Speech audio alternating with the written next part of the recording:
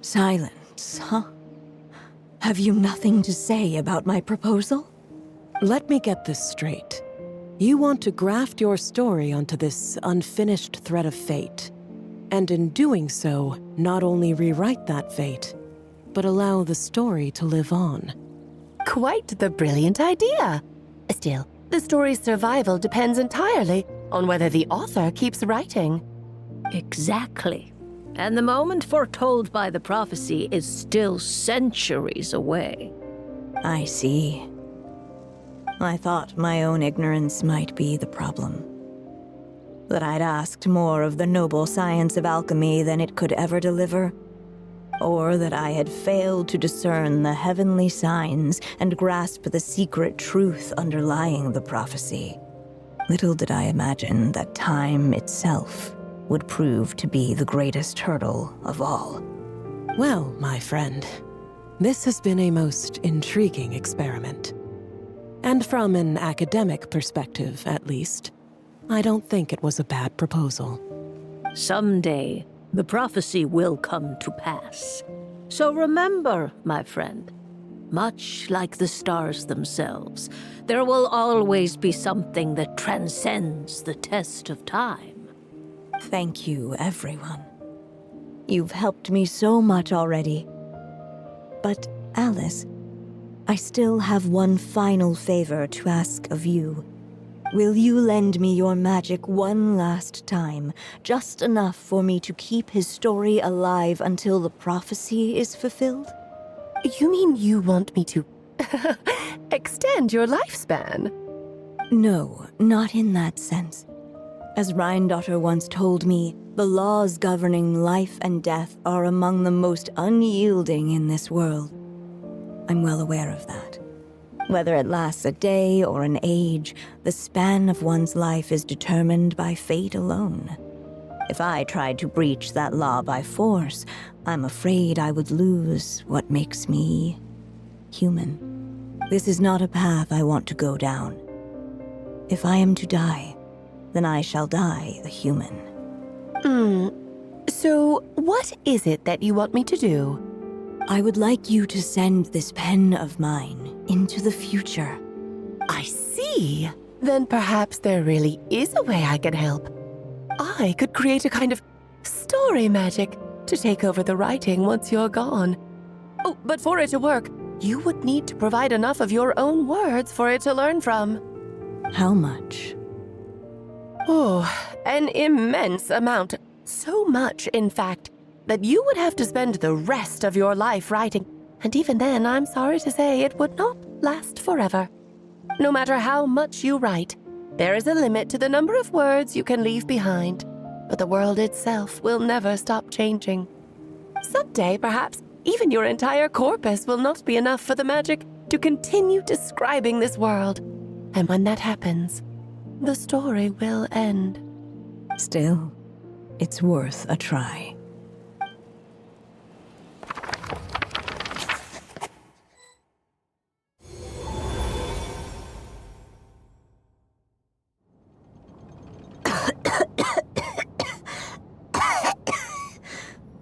Oh, my dear Anya.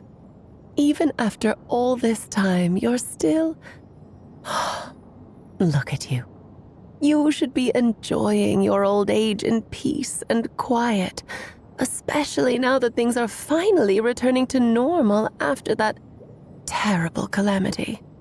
Once he leaves Simulanka, things will only get more complicated.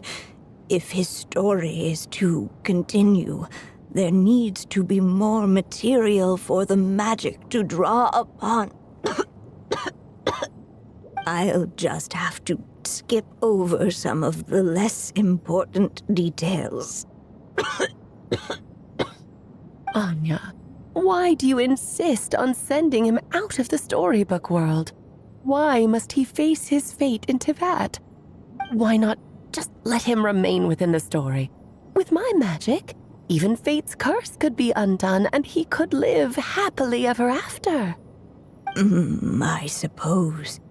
In fairy tales, all it takes is a heartfelt wish. And even a wooden puppet can turn himself into a real boy and live happily ever after. That's just how fairy tales end, isn't it? But have you ever wondered what happens to the main character after the ever after? Tell me, Alice, in your eyes, what would be a writer's greatest regret? To leave a story without an ending. Not a bad answer. It's true, many writers come to consider that their greatest regret. But I see things differently. My greatest regret is that every story I write has to come to an end in the first place. Anya. No matter how brilliantly a character shines, the moment their story ends, their potential is lost forever.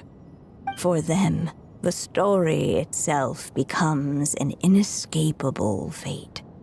But what if, instead, I could place my pen in their hand and let them continue the story themselves? You mean... You said it yourself. I can only leave so many words behind. Even with your magic, the idea that I could keep the story going until the prophecy comes to pass is wishful thinking at best. But I've found a way to use your magic to transform some of my finished stories into a special kind of ink.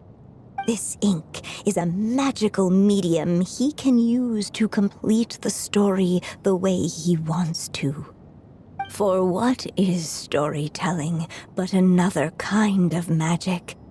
And if he can experience the whole tale himself while leaving behind his own wishes and aspirations, even once he reaches the chapter where I stopped, he'll still be able to carry the story forward on his own. And so, by leaving him this ink, I can entrust him with the responsibility of writing his own story. A character with the power to write their own story.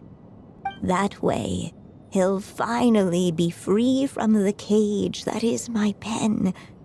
And like anyone else living in the real world, he can go on to create a life of his own.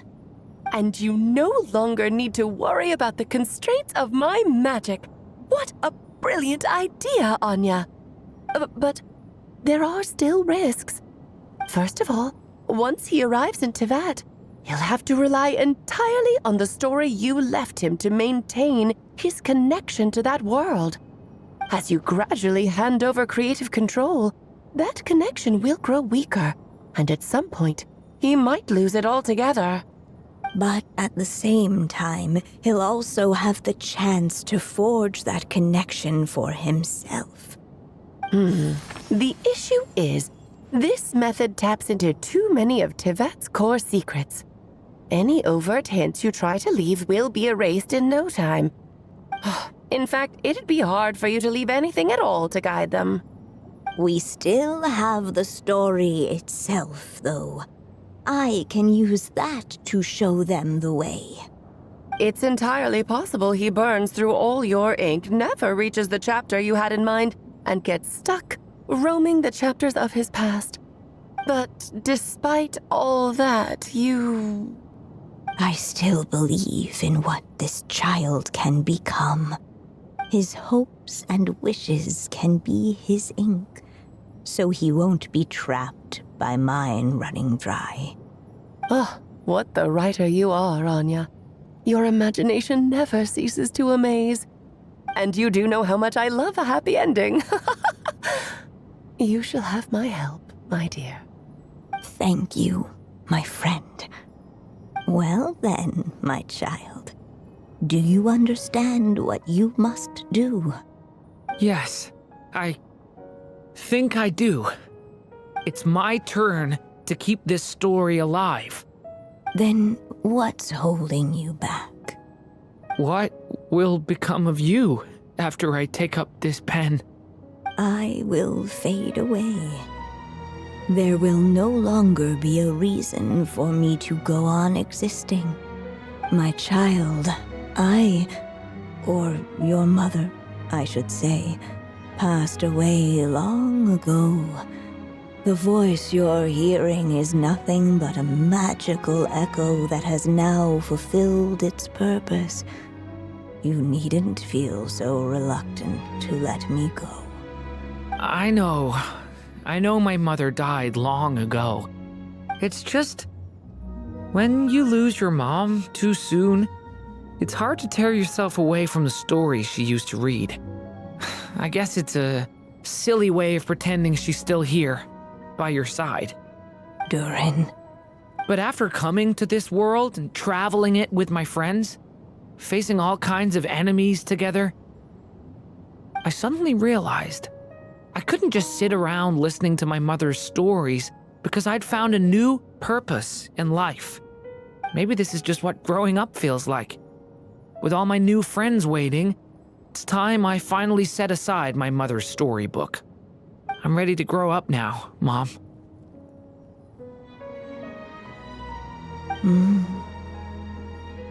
Then take this. A gift I should have given you a long time ago. You've witnessed this story from the very beginning. Made your wishes, offered your blessings, and even wrote your choices into its pages. From here on out, this pen is yours. Now I ask of you, the other pillar of this story, as both its reader and its witness, will you turn the page so the next chapter can begin?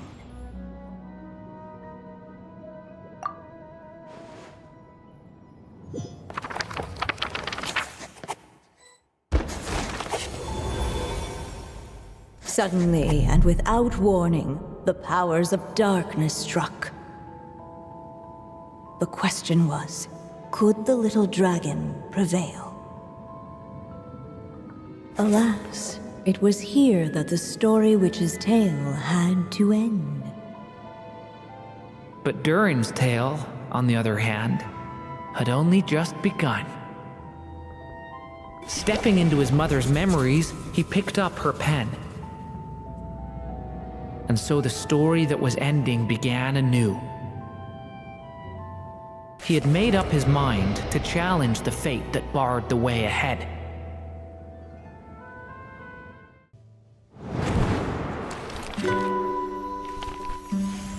My child, these may be the last words I get to leave you. I've always thought of the characters in my stories as my children, loving each one of them, just like a mother would. But you are the most extraordinary of them all. You alone can defy the fate of this world and write the perfect ending to my story. You alone shall leave these pages for a future I will not see. Still I say to you, fly, my sweet child. Just like a forest breeze yearns for the open sky, head into the unknown and seek an adventure to call your own. If you meet a dragon bright as 1,000 jewels, dance through the air together. You are not alone, for this world has accepted your place in it. Do not lose heart. You still have many wishes left to fulfill.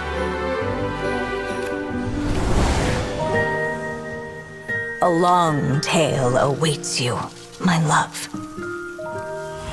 Let songs and flowers be the ink that fills its pages. Take my pen and use it to continue your story.